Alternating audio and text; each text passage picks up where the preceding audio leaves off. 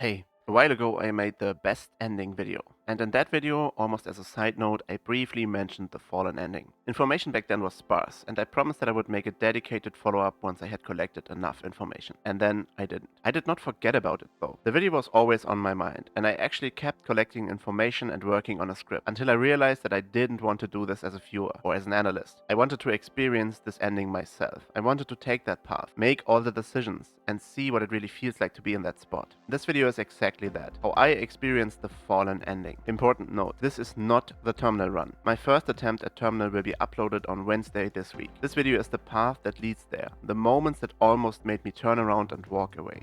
Despite being the worst ending according to Nikita, this is not an easy path. It's actually very expensive and a long grind. I questioned my decision multiple times during this run. When doing the Tarkov story, there are several points of no return. The game locks you into a path. At these decision points, you either walk away or you stick to it, no matter how expensive or difficult it gets. I crossed those points and went through a real roller coaster of emotions. Even knowing what I was getting myself into, I was not expecting it to affect me the way it did. Frustration from the grind, shock from the Timegates. Did I mess something up? Why is no one talking to me?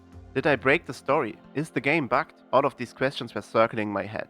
And one very unfortunate and careless situation almost ended my run before I even got into terminal. Before we start, I want to give you some very important advice. This is about the savior and fallen ending. For the final keycard craft, you will need solar power. So it's a smart decision to build this early because it will take 72 hours to finish. We will enter my path at a point where I picked up the armor case. So falling skies is not part of this video. When you get the armored case, you are already at a crossroads. Keep the case or give it to Prapor. I knew that giving the case to Prapor would require me to unlock Lightkeeper, and I didn't want to do that. Not because Lightkeeper isn't an interesting questline, but because I wanted to save that for a different playthrough, a different ending. Keeping the case comes with a massive price tag, but it might surprise you that it isn't as bad as you think. We will get to that later. So I decided to keep the case, and that meant I had now offended Prapor and needed a way to open it. I talked to Kerman and Mechanic about this, and with their help I learned that I needed to get the signal jammer from labs. This can spawn in a few different locations. Mine was here. Once I had that, I talked to Mechanic again to unlock the craft to open the armored case. Important note here. If this craft doesn't show up for you, don't worry, just restart your game and it should appear. My craft took less time than the 55 hours I mentioned in my previous video. This is one of the rare moments where Tarkov actually surprises you with something positive. You get a faster craft time if you already leveled your crafting skill. For me it took 39 hours to open the case. Still, the time gates are extremely frustrating. You're in the story you want to play and you're blocked by ridiculously long crafts and forced waiting. If anyone knows why they designed it this way, please let me know in the comments. I genuinely want to understand it. And about that craft, remember that you need uninterrupted power. That means checking your fuel before you start the craft. Once the case is finally open, I had to make another important decision. Work with Kerman or don't. I decided to work with him because I already knew I didn't want to go for the survivor ending, which is the ending that Tix took for his World First run. Working with Kerman, you learn that you need the master keycard and the very specific RFID encryption device. The master keycard can be found on labs. It's located inside a safe in the new black room. That means you actually need 2 black keycard users to get it. From watching other people, I already knew that I wouldn't find the RFID device on labs. Instead, you need to play labs for a while. You cannot find the RFID device there, so don't run around looking for it. It's expected that you fail this objective. This information was surprisingly hard to find, but basically you need to spend 30 minutes on labs for the story to progress. The game doesn't tell you that. I did 2 raids, one 11 minutes and one 21 minutes, just to be safe. After that, you need to talk to Mechanic again and find out where you can actually get the RFID device. There is about a 1-day time gate here. I only know this from the wiki now, but at the time I genuinely thought I messed something up. Because Mechanic wasn't talking to me and wasn't asking for what I expected him to ask for, the 40 bitcoins. Yes, you heard that right. This guy wants 40 bitcoins for a simple apartment key. After that 1-day time gate, you can hand them over. Keep in mind that you need all 40 at once. He then gives you a key to the electronics apartment on Streets. It's located in Klima Street 14A, near the Labs Transit. First floor, right side, second room under the coffee table. Right here. Once you have the RFID device, you need to encode the keycard. This requires a blank RFID card, which can be found in marked rooms and sometimes on scavs. And I think you can even buy it on the flea market now. The craft to activate the card takes 35 hours. Yes, again, these time gates, man, they drive me nuts. After the craft is done, it's time to test the card. Go to Shoreline, approach terminal from the customs road, extract and swipe it on the card reader next to the intercom. It doesn't work. All of this work and I still can't get in? Obviously I knew this was coming because I watched other streamers, but put yourself in the shoes of someone figuring this out without help. 40-hour craft, 35-hour craft, a full day of Timegates, 40 bitcoins and multiple lab runs, and you're still not even close to the end. Okay, what to do now? We asked the cat in the hideout what's going on. He chuckles and says he expected this. At this point, we basically tell him to fuck off, because we hate that guy. This is a very important decision. Depending on what you do here, you decide between 3 different endings. Telling him to fuck off locks you into the fallen ending, so be careful here. Now that we muted that guy, we talk to our homeboy Prapor again. Honestly, I expected him to be even more angry since we denied him the case, but surprisingly, it wasn't that big of a problem. We just had to give him a bunch of stuff to get back on his good side. This is the point I mentioned earlier where keeping the case really shows its price. Prapor wants 40 repair kits at 100% durability, but they don't need to be fountain rate. For me, that was around 20 to 25 million rubles. Not cheap, but not as bad as I expected. I originally calculated with armor repair kits, which are much more expensive, but weapon repair kits made this manageable. Next, you need to hand over a secure container. This was an easy choice for me because I wasn't going for level 50 this playthrough anyway, so handing the Epsilon to Fence was not an option.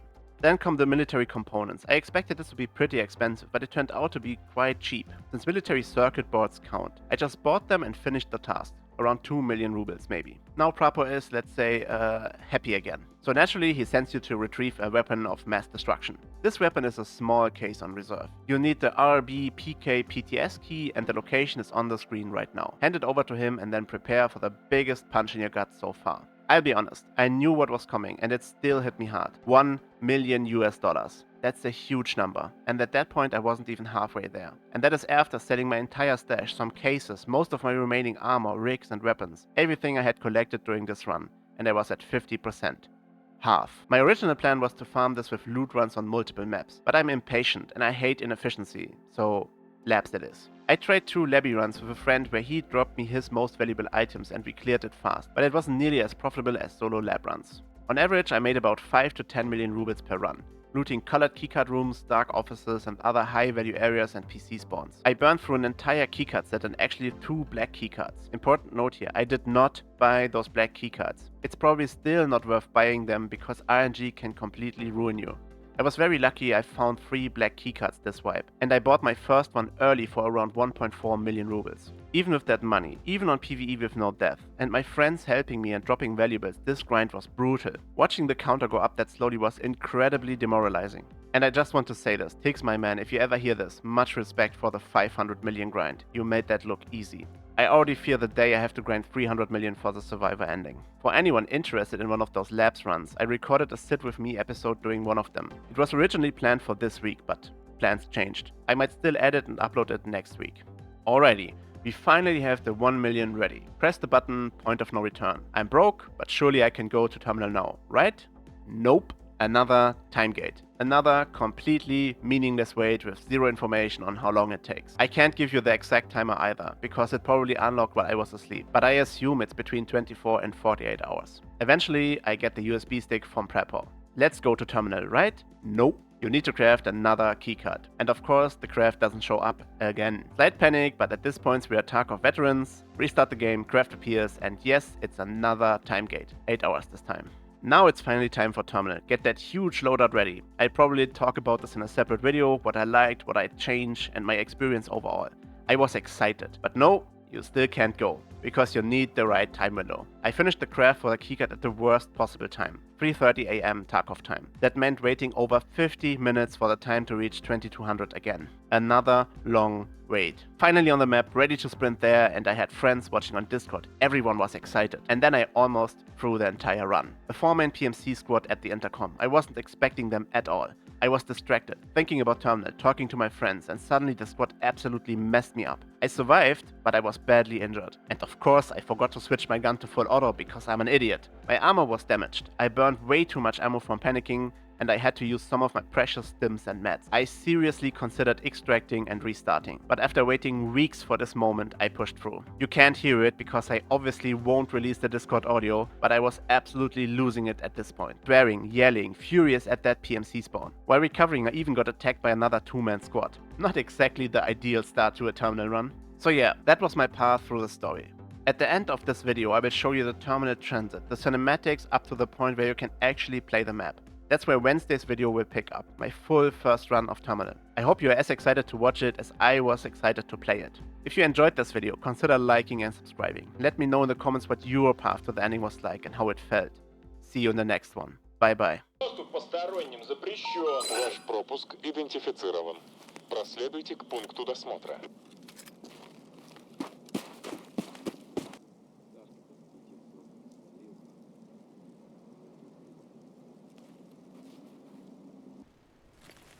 Стоять! Досмотр.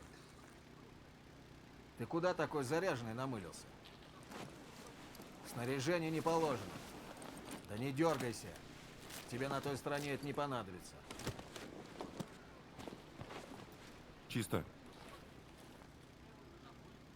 Можно продвигаться дальше. Короче, не отставать, четко следовать моим указаниям, если не хочешь стать 200-м. В своей очереди на отправку придется подождать. Там есть вода вроде бы, так что как-нибудь справишься.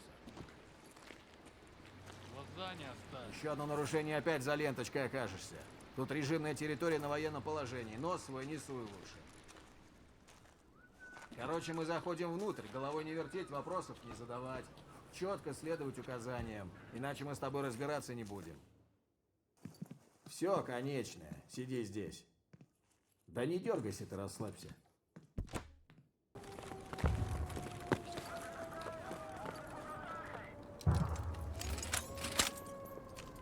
Вижу движение за периметром! Нос! Удерживать позицию!